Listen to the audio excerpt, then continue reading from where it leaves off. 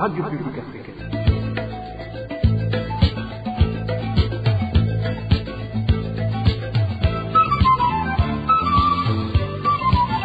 Radio Publique Africaine.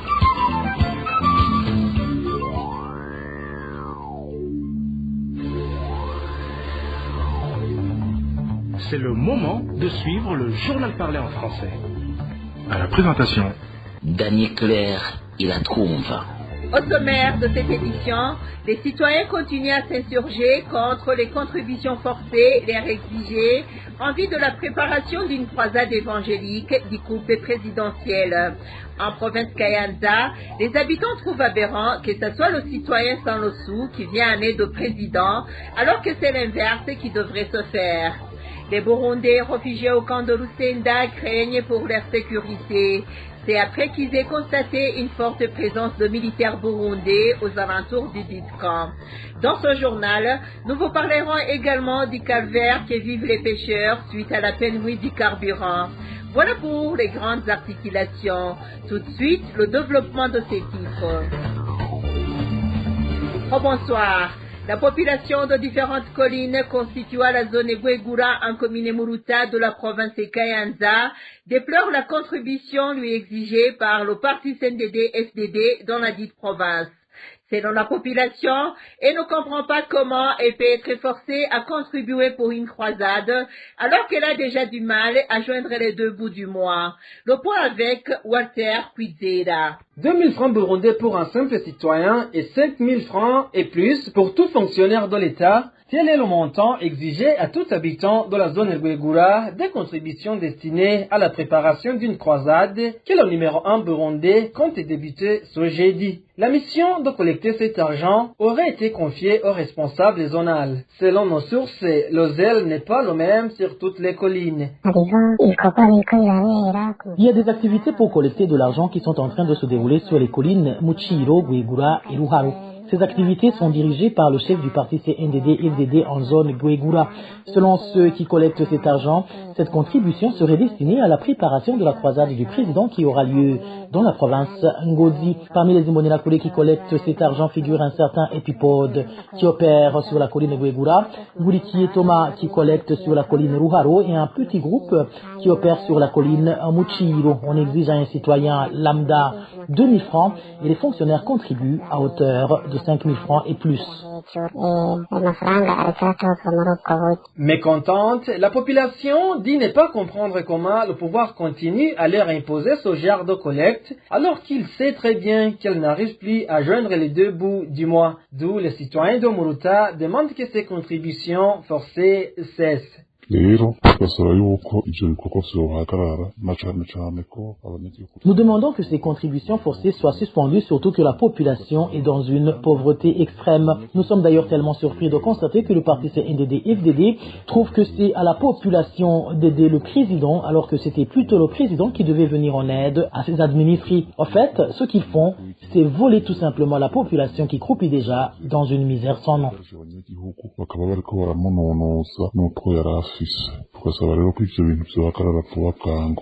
À ce propos, la rédaction de la RPA n'a pas encore pu joindre Oda Seatimana, administrateur de la commune Muruta, pour s'exprimer là-dessus. Signalons que cette croisade n'a pas débuté aujourd'hui comme annoncé hier, mais débutera plutôt ce jeudi. Et puis, en province Makamba, les habitants de la commune Makamba s'insurgent contre le non-respect des prix des produits Braroudi par certains commerçants, et ce, au vu et aussi des responsables administratifs. Ces citoyens indiquent également que certains détaillants cachent les boissons pour les revendre à un prix élevé et demandent aux autorités habilitées de suivre de près cette situation. C'est un reportage signé Emmanuel Niyungeko. Les habitants de la commune et province de Makamba disent qu'ils avaient poussé un ouf de soulagement après la fermeture de certains bistrots qui exagéraient en vendant les boissons de la Braroudi à un prix élevé. L'administrateur de la commune Makamba, en collaboration avec la police, a dernièrement pris une décision de fermer certaines banques qui vendaient à des prix non officiels. Une bouteille de Primus était vendue à 5 000 francs et même plus, et l'Amstel à 6 000 francs et plus.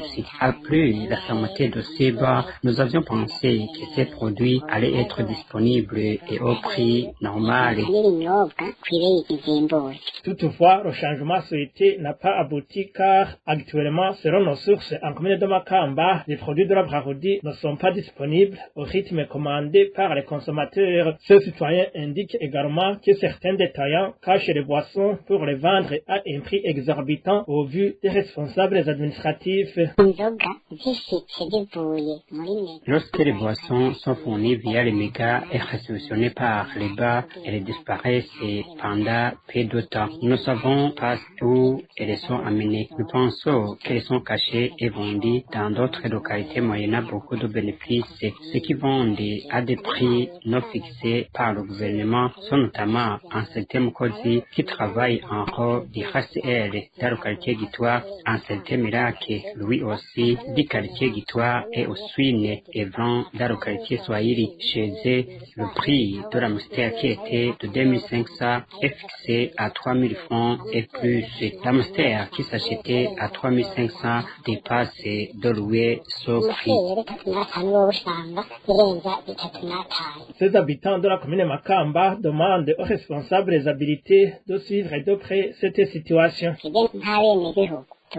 Nous, en tant que citoyens, implorons les autorités administratives et celles de la sécurité de surveiller la distribution de ces boissons souvent utilisées dans les fêtes.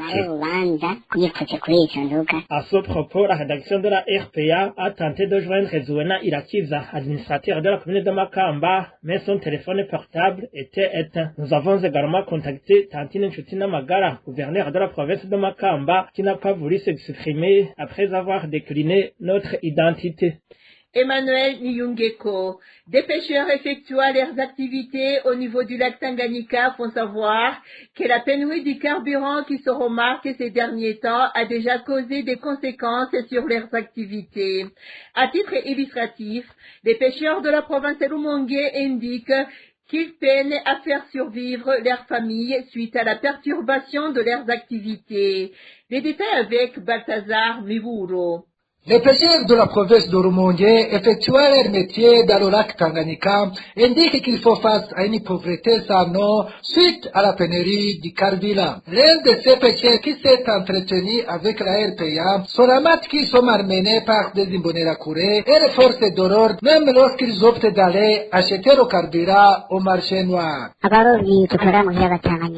Nous ne savons plus à quel sens se vouer suite au manque du carburant. Et même quand nous optons à se rendre en RDC pour y acheter le carburant, nous sommes malmenés par des policiers et des Imbonerakure qui nous demandent des bons de vin. Notre source révèle également que de suite de cette situation, ils peinent à faire vivre leur famille. Nous avons presque stoppé nos activités car sans carburant, nous ne pouvons pas travailler. La situation est vraiment difficile pour nous.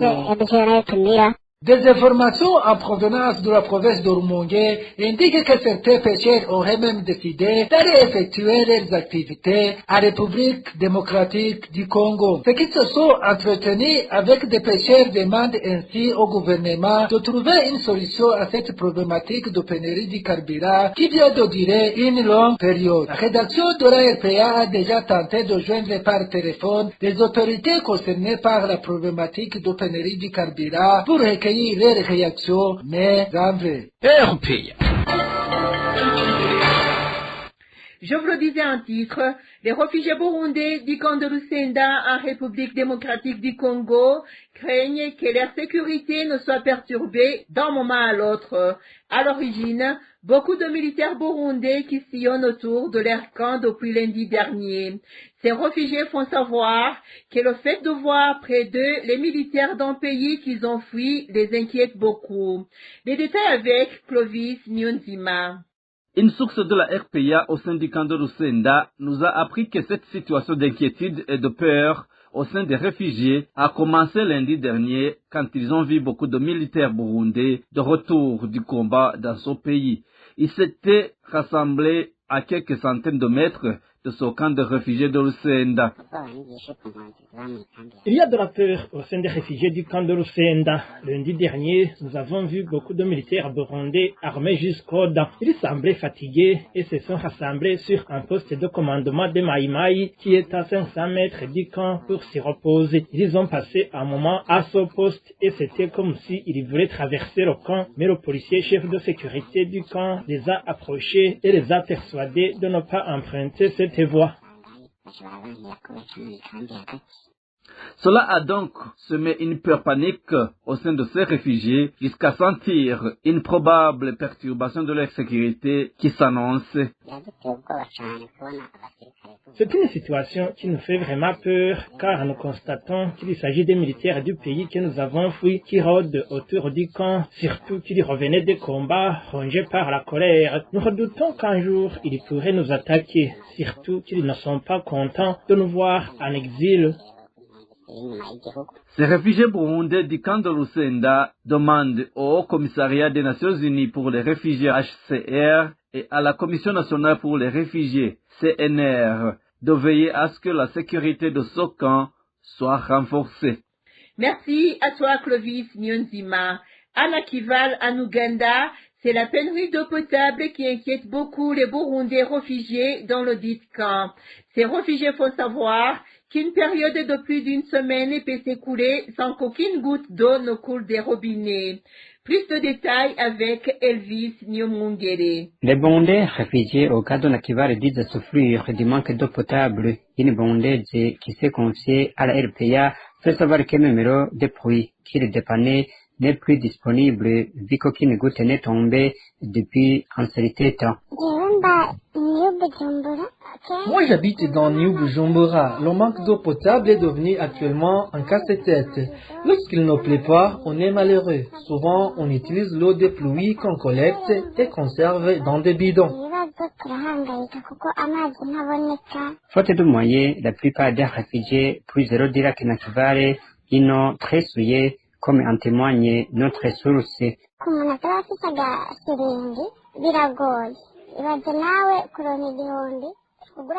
La situation devient très compliquée pour une personne qui n'a pas de shillings.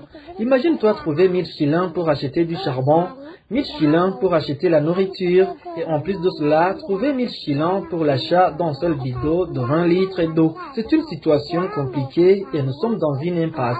Et je ne suis pas la seule car c'est un problème généralisé dans tout le camp. Aujourd'hui, les enfants commencent à boire l'eau du lac Nakivale.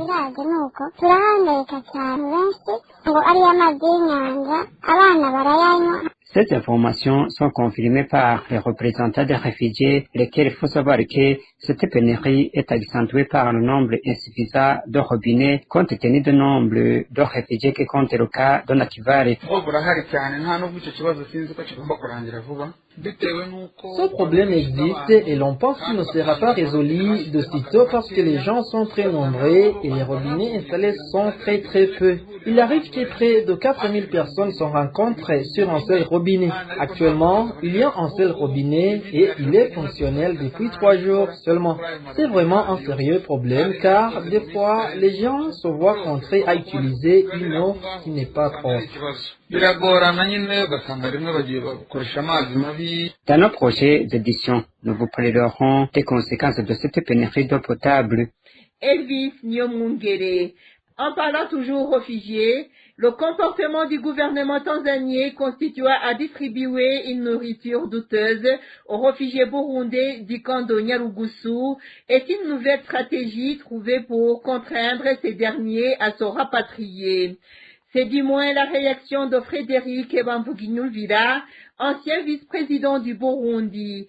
Cet homme politique exige qu'une enquête soit menée pour connaître la vérité. Les réfugiés en Tanzanie qui proviennent du Burundi ont été maltraités depuis très longtemps. Nous n'avons jamais cessé de l'exprimer.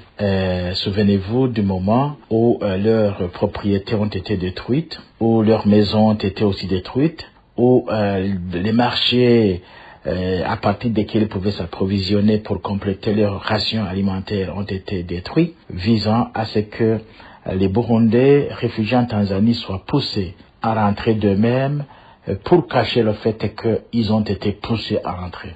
Ici aussi, je voudrais attirer l'attention du HCR qui constate une telle situation et qui est incapable de trouver la solution qui convient.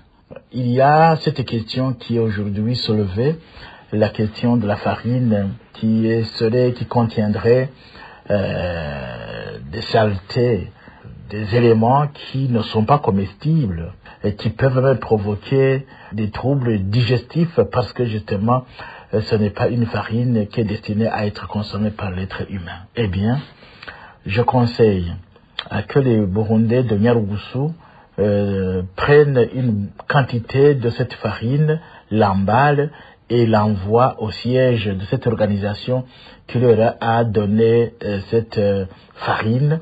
Maintenant, cette organisation va analyser cette farine, va la comparer à la farine envoyée et elle pourra savoir si cette farine provient de cette organisation ou ne provient pas de cette organisation. Et comme ça, des enquêtes vont être menées et pour savoir la vérité. Avant de clore ce journal, une Burundaise du nom de Dorcas Ndaïzeye travaillait comme domestique en Arabie Saoudite, appelle à l'aide. En très mauvaise santé, ces dernières souffrent d'une infection qu'elle ne parvient pas à se faire soigner sur place et faute d'argent, d'où elle demande au gouvernement burundais via l'ambassade du Burundi dans ce pays de l'aider à rentrer au pays pour pouvoir se faire soigner, surtout qu'elle n'a même pas d'argent pour se payer un billet d'avion, vu que tout son argent a été utilisé dans les soins qu'on lui a administrés sur place. Des soins malheureusement interrompus faute de moyens. Suivez son témoignage. La première fois, je suis allée me faire soigner à l'hôpital et les médecins m'ont diagnostiqué une infection du sang. Puis je suis retournée au travail et je travaillais tous les jours jusqu'à plus tard vers minuit. Je ne mangeais pas bien car j'avais beaucoup de travail à faire. J'ai même terminé tous les médicaments, mais mon état continuait à s'aggraver. Je suis retournée pour la deuxième fois à l'hôpital. J'ai dû payer de l'argent et ils m'ont fait des injections et ils m'ont également donné d'autres médicaments. Mais la situation s'empirait et j'ai dû retourner au bureau. Je les ai suppliés de me ramener à l'hôpital en leur promettant que je vais les rembourser la facture des soins de santé. Mais au bureau, ils ont dit qu'ils ne peuvent pas payer mes soins de santé, que c'est plutôt moi-même qui dois les payer alors que tout mon argent était terminé. Mon état de santé se détériore de plus en plus. Le sang coule de ma bouche et de mon nez. J'ai des vertiges que je ne peux pas me tenir debout pendant 2 minutes. Pour aller aux toilettes, quelqu'un doit m'aider et me soutenir. Je leur ai demandé au moins de me rapatrier dans mon pays suite à mon état de santé. Mais ils m'ont répondu que ce n'est pas possible, que je dois moi-même payer le ticket d'avion. Je leur ai dit que je n'ai plus d'argent, mais ils m'ont rétorqué que si je veux retourner chez moi, je dois payer le ticket d'avion retour. Je vous prie de me secourir pour que je puisse retourner dans ma famille afin de me faire soigner. Je vous remercie.